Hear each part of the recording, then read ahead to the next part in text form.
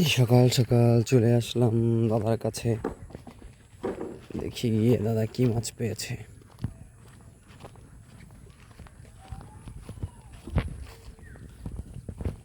পাইছো কটা আজকে দাদা?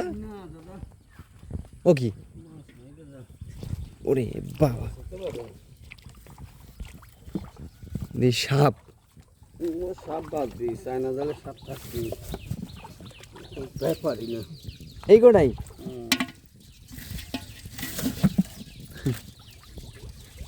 অবস্থা দেখছো? মাছের অবস্থা তো ভালো না, কন্ডিশন খারাপ। মাছ নাই, মাছ এবার আসেনি। এবছর মাছ হবে শেষ শেষ দিকে। পড়াবে না, মাছ দেওয়া হবে পরে। কয়টা চায় না তোমার? আমার ফাড়া চায় না, 6টা চায় না মাছ। এই যে হায় হায়। একটা চায় না, একটা ডাবল। তো দেখলাম খুব বেশি একটা মাছ পাইনি আজকে। তো ধন্যবাদ সবাইকে, ভালো থাকবেন, সুস্থ থাকবেন।